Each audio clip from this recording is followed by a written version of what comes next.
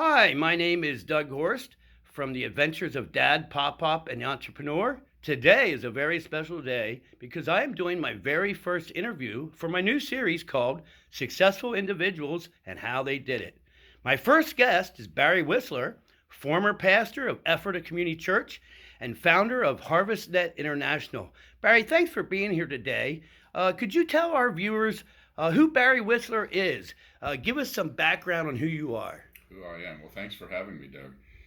I'm a farmer that ended up getting involved in Christian ministry. I was born on a farm and worked with my dad on the farm, and actually the first probably 12 years of pastoring, I farmed and pastored because the church was small. We started in our home, but I learned a lot on the farm, which actually I think helped prepare me for ministry because ministry can be demanding, but the farm, of course, you're on 24/7. So you learn good work ethic and you learn to take care of. You need to be there for the animals all the time. So that's similar to pastoring.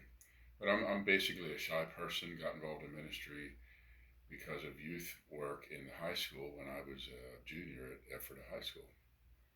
Awesome. Well, Barry, I'm sure working on a farm, being 24/7, you never had a break, and you didn't know if an animal was going to get sick, or you didn't know it was going to rain, or what the weather was going to be. So you always had to change, and you had to do what you had to do when you had to do it, whether you Yeah, felt like it or not. that's true. And probably taking time off for vacations and things was probably difficult. I knew some dairy farmers, and they could never go away because you have to milk your cows, and if you don't milk your cows, they don't produce milk. Yeah. Well, listen, Barry, what is HarvestNet International? I don't really know what you do, and so I'm sure our viewers would like to know, what do you do? Yeah, well, it started out of Ephrata Community Church planting new churches, and the first church we planted was only maybe 30 minutes from the building here, and it wanted to stay connected, so we formed a network to describe the relationship. And I was in New Jersey. I saw a visiting nurse van that said CareNet, and the idea occurred to me to call it HarvestNet because I felt like our main purpose to be together would be for the harvest of God to reach people. So after pastoring 37 years, I passed the church off to Kevin Eshelman, and now what I do that at one point I was leading both the network and the church, and I felt like the church deserved someone to give it its full That's attention. pretty challenging, leading more than one thing, I would think. So that Yeah, was it that was was. probably wise to do I that. felt like I wasn't doing the best to either, with time wise.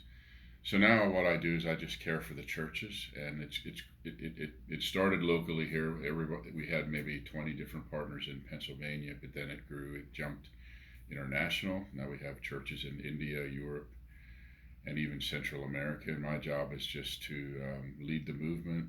We do leadership training, care for pastors and leadership teams. I try to coach eldership teams and help the churches build a healthy governance.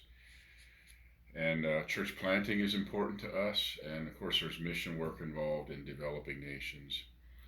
And we are focusing more and more on the nations that have the least amount of Christians, which actually Europe is a large part of our focus because they have less than 1% Christians anymore. Well, Barry, how many churches do you think you've planted, and how many years have you been doing this? We planted our first one in '94. I think we've planted, wow, I never counted, probably at least seven. We just ordained a lady to plant a church this past week, and another couple I've met with, four couples that are planning a church also this year yet. So there'll be two more. The first couple churches were done with Ephrata Community Church, and they continue to do that. And then also there's been some in HarvestNet that I was involved in, one in Kiev, Ukraine. That was all young people that we coached them a little bit, gave them some money to rent a room, and they just started very simply, and it grew well.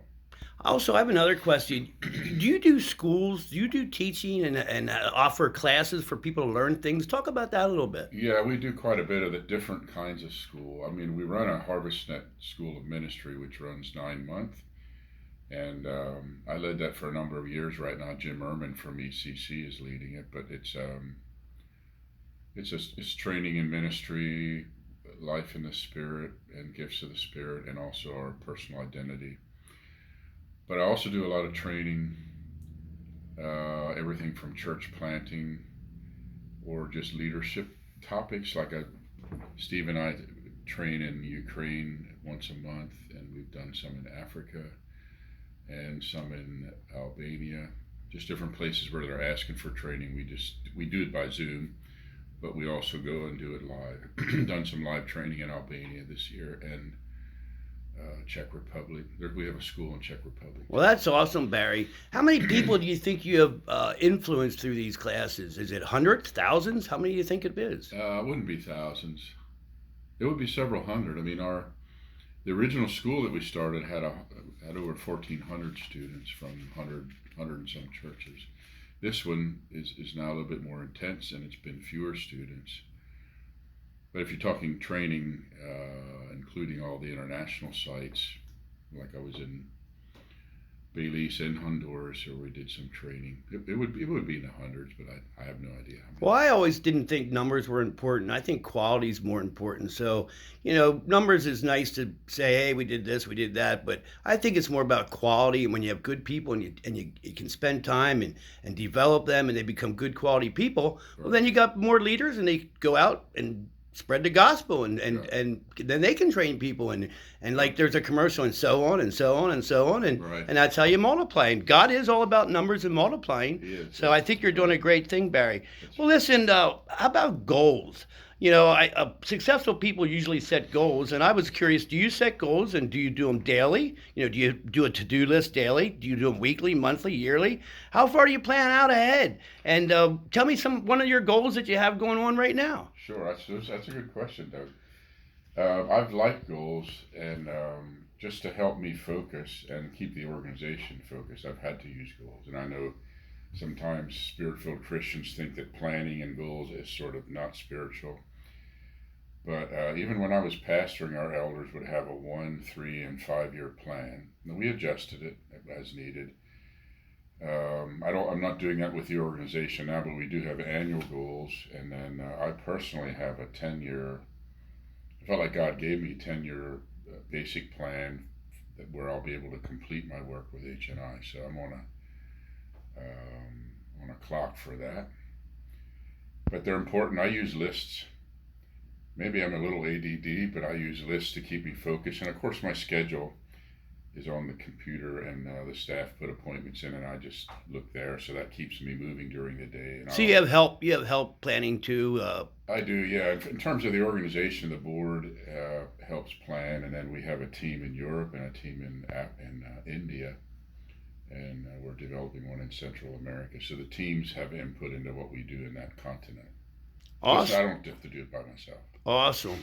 Well, we all make mistakes in life. What do you think the biggest mistake you ever made was? Wow. So many to pick one. I'll say the one that I probably regret the most was just generally, I think as a farmer, we talked about it earlier when we're on 24/7. I carried that work ethic into ministry, but actually ministry is a little bit more stressful, a lot more stressful than farming.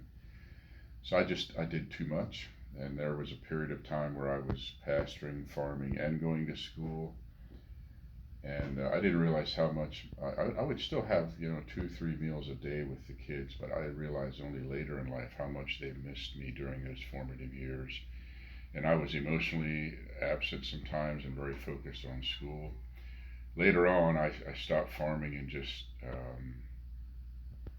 went and finished my schoolwork and pastored, and then later on was full-time pastoring.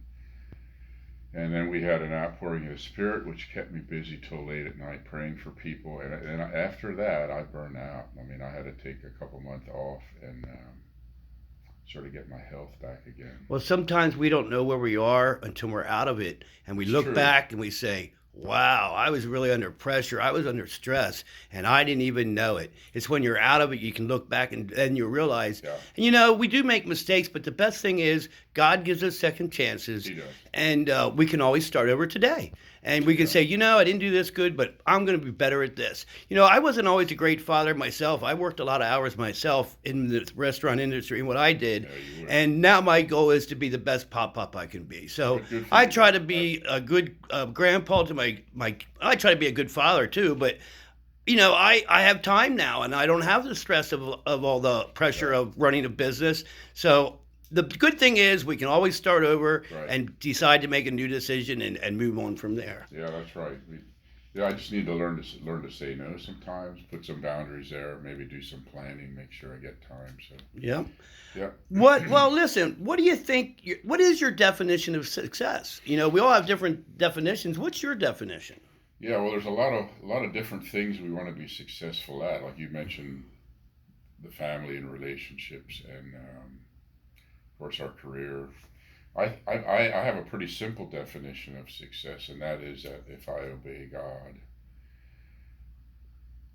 I please Him, and that's successful, regardless of what other people say or what whether my list gets done or not. So I think obedience to God is, to me, that defines success. If I've made Him happy, I think I've been successful. Well, I think that's a great answer, Barry. Yeah, well, I mean, there's other things involved. We want to manage our money well and all that, but it comes down to it.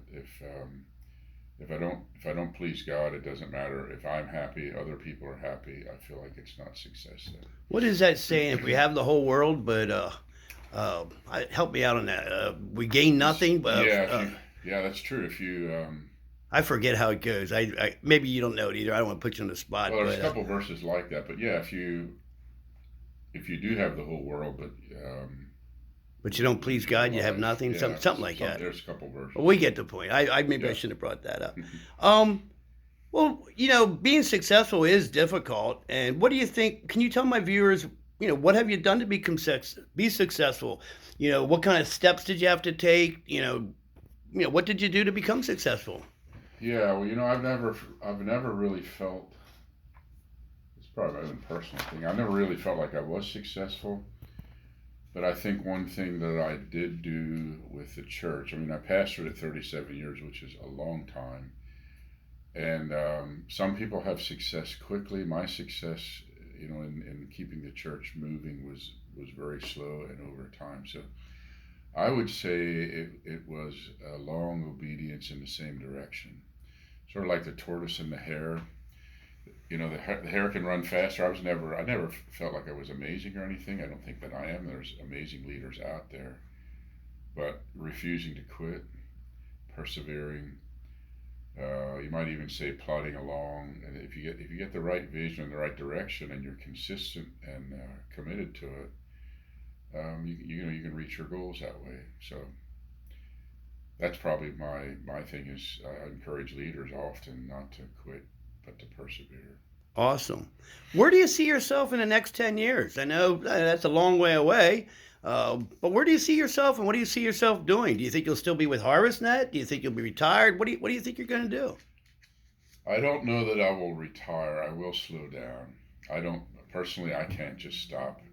And obviously, if I have to, I would. But 10 years from now, I would probably still be doing the same thing, only just not as intensely. And I feel like I have 10 years. I call it marching orders because I have a number of goals to replace myself on our international teams in Europe and India. And then eventually, the organization president, I would step down. I'd probably still stay involved. Um, I would hope that even if I had some time each week, I could coach emerging leaders, help younger leaders that are wanting to plant or start churches. And I'd probably stay active, but maybe slow down a little bit. Okay, well, Teaching. Barry, I really enjoyed talking to you. Do you have any last words or something I didn't ask you that you really want to tell the viewers? I'll give you the last word here. The last word, wow. Well, I believe that God has a general target for each of us to hit. I think that He gives us a lot of freedom. In other words, I believe I could have served God as a farmer or as a veterinarian, like which I talked about. But I think he has some general targets, and he wired us for that.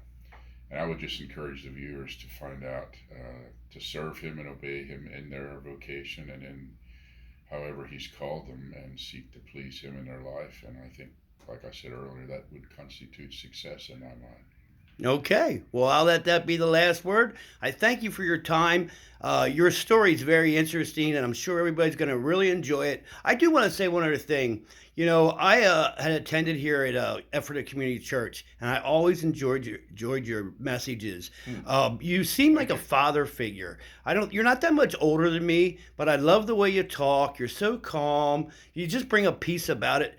When you're talking, it just brings a peace. And I just wanted to tell you, I've always appreciated your messages, and I've always enjoyed hearing you speak. Thank you, Doug. That means a lot. I appreciate that. All right. Well, have a great day, Barry. Thank you for your time. You're welcome.